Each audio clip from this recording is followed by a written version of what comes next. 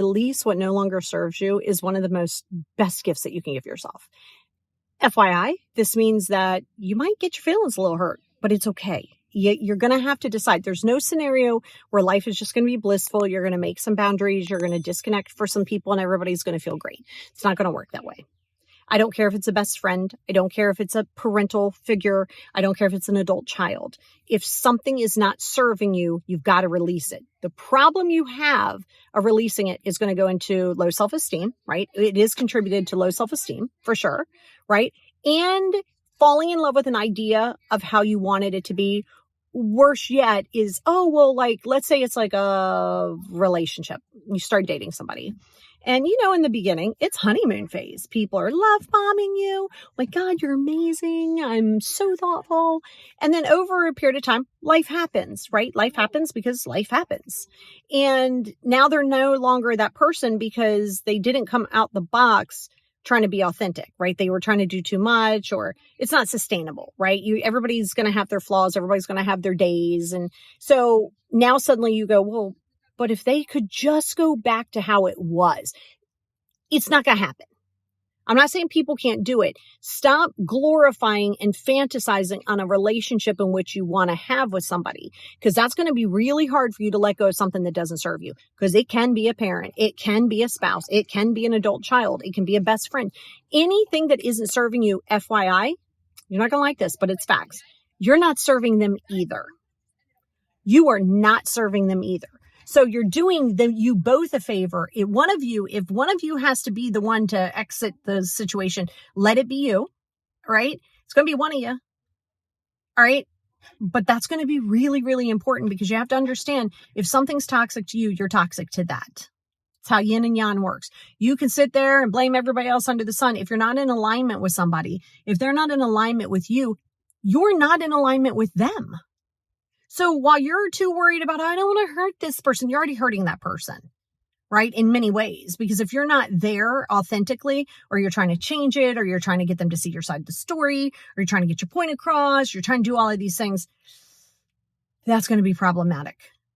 Okay. So you have to first ask yourself, what does serve you, right? It's easier to identify a lot of times what doesn't serve you, but first we have to know what's our gauge here.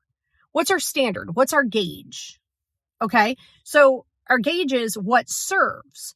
If something isn't moving your needle forward in education, inspiration, entertainment, right? Those three areas, then why are you hanging with it? Why are you doing it? Right? I mean, look, some things you got to do. Pay taxes. You got to do something. Yeah, I got it. But like when it comes to people, no, you don't have to stay in relationships. No, that's not obligated to talk to your mother-in-law. Don't keep your spouse from talking to your mother-in-law. Don't try to get them to choose. That's still their mother. You don't get to say pick one, because now no, we're not doing that. But you don't have to be the person who goes over for family dinner. You don't have to, but don't try to prevent them from doing it. So some of it goes into ego. Okay. But you don't have to have relationships with people, because if it doesn't serve you, it's not serving them either. But you have to be first clear on what does serve you, right? So you have to ask yourself, what does it mean to protect my peace? And you're also going to need to know what in your life, right? What in your life are your goals? What are your goals? What are your needs? What are your desires? What does it mean? What does your peace mean to you? Okay. Those are all important factors for you, because how can you say something doesn't align with you if you don't know what does align with you? How can you say it's not moving your needle forward if you don't know where you're going?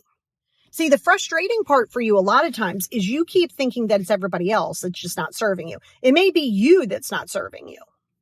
Literally maybe you, because you are self-sabotaging yourself. Let's say you have a new job that you got to get. Like you know the company's closing and you got to get a new job in the next 4 weeks. Well, don't wait till the 11th hour just because the ideal situation isn't popping up. It's not about the ideal situation. You got to do what you got to do till you can get something better, right? So if you wait to the last minute, now you're getting in your own way. You're not moving your needle forward. Right? Your procrastination is not moving that needle forward. And that's the important factor for you. That's the piece that you got to get really comfortable with, because you have to first identify what does work for you. And in order to do that is you need to know where you're going, what you want. Identifying it. Go listen to the podcast that I just did on boundaries. This past podcast, the Positivity Experience. Go listen to it. It's free, and it's actually on video here too, on YouTube.